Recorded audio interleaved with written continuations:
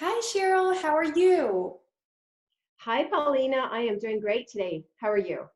I'm doing great. Thank you for asking. I'm very excited and at the same time sad because this is our third call, but we have a great topic.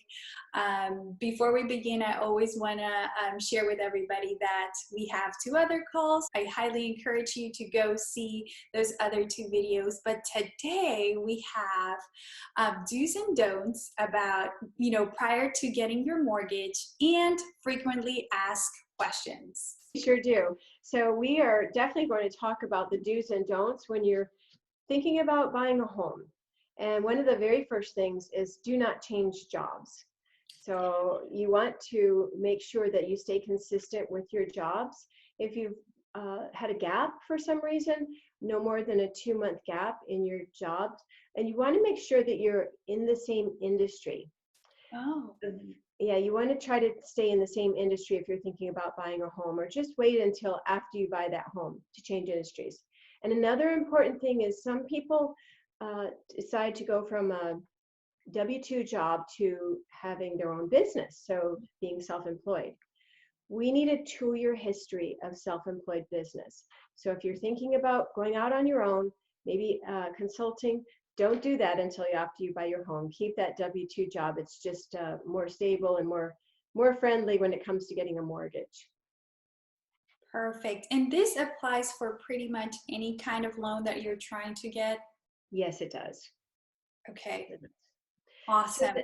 another thing to do is don't go out and have your credit pulled in lots of places, because it will hurt your credit. For instance, if you have been car shopping the previous month, that may have pulled your credit score down a bit. Or perhaps you're thinking of buying some furniture. Make sure you don't do that until after it's very close to your closing date. We do something called a soft pull just prior to you getting your mortgage. If you've gone out and charged up or opened new accounts for a bunch of furniture, that may disqualify you from getting your mortgage because it would change your debt to income ratio. Wow. So that's important to do as well. And another thing is don't move money around from one account to another. Try to keep it steadily in one account or two, and that way we're not having to chase a paper trail of the movement of the money. It takes a lot longer for a processor to make sense of it and an underwriter to take a look at it.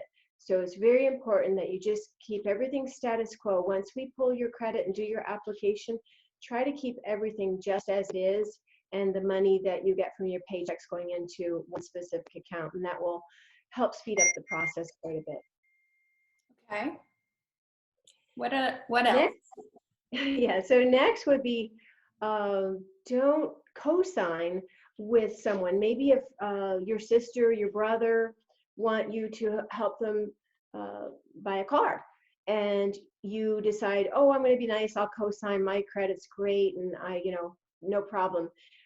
You're not even thinking maybe about buying a house at that point in time, but maybe a couple of months later you say, oh, I think I'd like to buy a house. Well, the fact that you co-signed on that loan, even though they started paying it themselves, we would actually have to have 12 months of proof that they paid that loan themselves. We have to have either canceled checks or perhaps their bank statement showing that they paid it in order to take that liability off of your credit. Otherwise, we have to count that whole liability towards that whole amount towards your liabilities. So that's important. Don't co-sign. Another thing would be usage of your credit cards. You want to keep your credit card usage to 30% or less. So what I mean by that is if you have a $1,000 limit on your credit card, try not to charge over $300. Even better if you can not charge but maybe $200, so your 20% usage. And that will actually increase your score, your credit score. Plus, it also keeps your minimum monthly balance that needs to be paid, or minimum monthly amount you have to pay, very small, and that will actually help with your debt to income ratio. Let's see, another would be don't fall behind on any of your credit card payments, a mortgage payment, a student late. That will actually hurt your credit score quite a bit, especially with a mortgage payment or a rent payment if the rental company is reporting that to the bureaus. And I always say, set it and forget it. So make sure that you set up your credit cards so they automatically pay online at least the minimum payment when it's due. And that will help you increase your credit score, and then you'll never have a late, because the lates lower your credit score and they look bad when we pull credit. Right. And lastly would be transferring large amounts of money, or maybe you have a money tree in your backyard. Or maybe Nice. maybe if your parents want to give you some cash and they have a money tree in their backyard, and they give you this cash, and then all of a sudden you deposit it in your bank account. Well, we have to source every amount of money, especially a large amount of money that is put in your account. And if there's not a paper trail of where it came from, in other words, yes, I know money is made of paper, but I'm saying it has to come out of somebody else's bank account, then there would have to be a gift letter. And gifts typically need to be from a family member, and we do have to have them sign a gift affidavit saying that it truly is a gift, it's not a loan. Okay. So those are some of the biggies as far as what to do, what not to do when you are about to buy a home. Right. Unfortunately, I do see a lot that people get excited that they're getting their new house and then they go buy furniture. It's like, no, wait, we'll have time for that. Let's get the loan first, and make sure that we're not, affecting your credit score.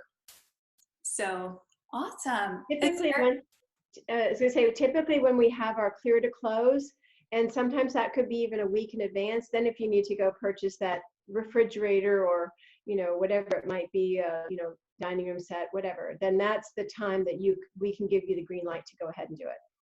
Good. So basically the best thing to do is probably, give you a call and make sure, hey, Cheryl, are we okay? We need to go buy, something for the house that is, necessary for you to move in and just, live there. Absolutely. Absolutely. Awesome. So should we jump into the frequently asked questions? We should jump into the frequently asked questions. Awesome. Okay, so should we start with, I think something that I get a lot of questions about is closing costs. Do you wanna share a little bit about that? Certainly. So a lot of people say, what are the closing costs? Well, I don't have a magic formula, but typically the closing costs are around 2.5% to 3% of the purchase price. Now there's a certain costs stay the same no matter what the purchase price is. And those are things like processing, underwriting, and administration fee. Those are a set cost or set fee that our company charges. Another set cost would be what your attorney might charge you for closing. And each attorney charges different amounts. But then part of the attorney fees that they contract for is something called owner's title insurance and lender's title insurance. So those are based on the loan amount and the purchase price. And title insurance, as far as lender's title insurance, it is required. Owner's title insurance is optional, but highly recommended. I think in all the time that I've been a loan officer, which is about 8 years, I think I've only ever had 2 people not take the owner's title insurance, but it's something that's very important. It's something the attorney will give you about 75 to 100 reasons why you should have it. It's a protective measure. It's something you only have to purchase once, and you'll have it as long as you own the home. If you refinance, you would not pay for that again. Like I said, you only pay for it once. So those are sort of the set costs. Then the rest are what we call pass-through costs. So these would be things like an appraisal. Obviously, the appraiser has to get paid, and so the appraisal management company has to get paid as well. Then there's government fees, such as county, there's tax stamps, there's mortgage recording fees, both at the county and the state level. There's something called a GIRMA fee. We call it a GIRMA fee. It's just a Georgia residential mortgage fee. There's a flood certification, so we can make sure that your potential home's not in the flood zone.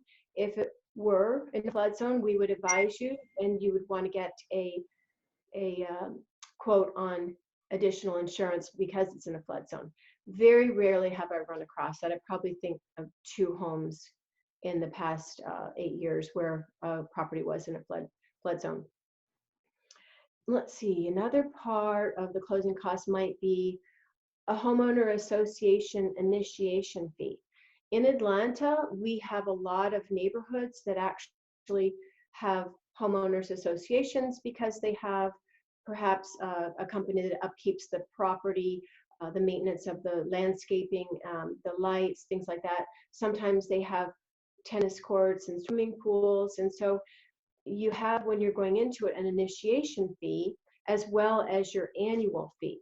So the initiation fee is something that typically they're paid in January or February, and so that's something that would be prorated because the previous owner would have already paid it. So if you close halfway through the year, we'll do a proration and you'll get charged for the other half, as well as that initiation fee. Right. That pretty much covers most of the items that I'm thinking about without having a list in front of me. But those closing costs, like I said, typically around 2.5% to 3%. The percentage actually gets a little smaller on the higher loan amounts because some of those are set costs and the rest are purchase price and loan amount based. But that's a general rule of thumb. Correct. And usually you can't see this itemized on the closing disclosure that you get 3 days prior to closing. Just for everybody to know, okay, where can I see all of this numbers? In like one place, I would say closing disclosure is, well, where you are going to be able to see all of it. Yes, and you'll also see it on the loan estimate at the beginning of the loan. And we just do our best guess at estimating what those fees are going to be. And then once as they file in, as the attorney does their work on it, then the closing disclosure gives a more accurate account of what those numbers will be. Awesome. What else? So we have initiation fees. I'm thinking of some other, questions that we might get from first-time home buyers. One would be about mortgage insurance. So there is when you put down anything less than 20%, you do have mortgage insurance. Now, sometimes we can work that mortgage insurance into the payment, which turns out to be very low cost, but also it depends on what the goal of the client is. How long will they stay there? There's a lot of questions that I ask to figure out what the goals are for that client, to figure out what suits them best. If they only think that they're going to be there for a few years, then I would just advise them to pay monthly mortgage insurance rather than to buy it outright, because it would be not cost effective at that point. And the mortgage insurance is based on a credit score. So if your credit score is better, you're going to get lower cost mortgage insurance, as well as depending on how much you put down, whether it's 3%, 5%, 10%. Obviously, if it's 20%, there is no mortgage insurance. But sometimes we actually get better pricing when you put down just a little bit less than 20%. So I always run those numbers and advise my clients which looks best for them. That's awesome. And that is something that I've noticed from working with you, is the fact that you take the time to really study, every scenario, to really advise, our clients what's the best thing for them and what accomplish, as you said, their goals. So that's awesome. What else? I think it's important because I was a first-time home buyer. There's so much you don't know, and it's really a head-spinning experience. And education is key, and knowledge is power. So I always like to educate so that they can make an informed decision rather than going into it blindly. If they're if they've purchased homes before, then they know what some of these, these names are of what's PITI? That's principal, interest, taxes, and insurance. So part of your mortgage payment is your principal, and that's kind of like putting money in the bank because you're putting it into the equity of your home. Then there's your interest, which you're paying interest on borrowing that money, and then the taxes. So there's property taxes.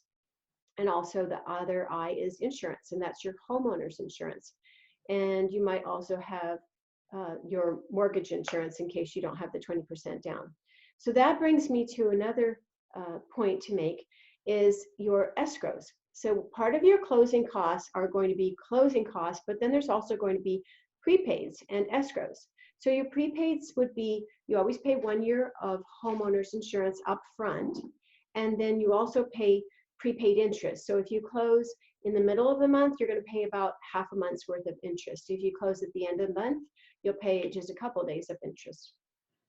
And then you're setting up your escrows. So what are escrows? Think of escrows every time you make your mortgage payment. Think of escrows as being a little side account or a savings account. And what it is the mortgage servicer will save those monies up so that when the property taxes become due again, the money is in that account and they will send the amount that is due to the county. And then same thing with your homeowner's insurance. When that comes due again, there's enough in that account so that the servicer can pay it. There's always buffer. That account is always buffered by 2 months of reserves. So when you think about, well, I'm closing in June, and so it's going to be a whole year before that's due again. Why do I owe all this, a little bit extra money? Well, that's because we have to buffer it by 2 months, and the reason why we do that is because when your mortgage payment goes up, the only reason it goes up or down would be if your taxes and your insurance, your homeowner's insurance, increase or decrease. And so that's why that buffer is there. So there's enough in that account to pay in case it goes up. Wonderful. That's great information. Do you have anything else for us? Let's see. I think that a lot of people get confused about the APR.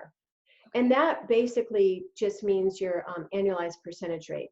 So I know it's something that the government wants us to put on the documents, but it can be very confusing because, for instance, if you buy a home and the seller is paying some of your closing costs, then it lowers your APR. So a lot of borrowers that don't really understand what APR is, that's all they're honing in on. And so it's important that you know that that's really not something you need to be looking at. It's more about what's the cost? And I always say, what are your goals?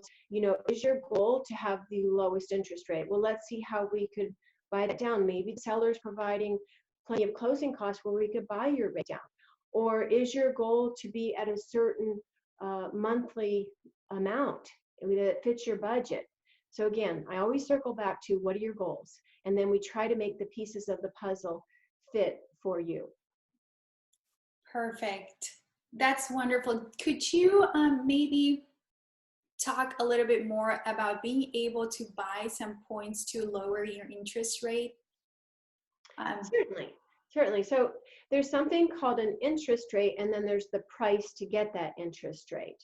So for instance, if it might cost half of a point to get the next lower eighth of a rate. And so it's different for everyone because there's a lot of factors that we put into our pricing engine. And then once it comes up with that pricing, typically what I'll do is give my clients an option. Do you want to buy the rate down? Now, when they say, yes, I want to get the lowest rate, well, I take it a step further and I say, okay, well, how long are you going to be in this house? Oh, well, I'll probably only be there 2 years. So I figure out what the break-even point is. Okay, say by getting an eighth lower, it only saves them $20 a month, but it's going to cost them, say, $4,000. So I divide the $20 into the $4,000. I figure out the number of months, divide it by 12, figure out the number of years for their break-even. If it's beyond how long they're going to be in the house, it really doesn't make sense. And that's what I advise them. Wonderful. Anything else? I'm trying to look here at my notes and see where. Let's see. I think we've covered a lot of the things in some of our previous conversations. But if anything comes up, you know how to reach me. I'm just a phone call away, and I truly do enjoy giving people advice and education. That's my mission and my passion. And if I can help them, educate them along the way so that they can either improve their credit score or just be knowledgeable about what it all means getting a mortgage and how is that going to affect me building my net worth, then I've done my job as long as I'm educating them and helping them. Right. And I would even encourage, if you're thinking about buying a house a year from now, I would encourage everybody to call us, because you do need to plan and you need to, prepare and get, several things kind of straightened up. So it's not like, in 3 months I need to buy a house, I would highly encourage you. If you're thinking about it, it's better to just have all the information for sure. That is true. If you are well prepared, it's going to set you up for a successful purchase with no hiccups. Absolutely. Well, Cheryl, as always, it's been a pleasure. Hopefully we'll get to do more of this in the future if we get more questions. Comments below, ask any questions, send us a text or give us a call. We're always available and happy to help everybody. Most definitely. Thanks so much for doing this, Paulina. I think it's been great, and I truly hope that it helps lots of viewers educate them further about this process so that it's not so scary. Absolutely. Well, thank you, Cheryl. Have a great day, and we'll be in touch. Okay, you do the same. Bye-bye.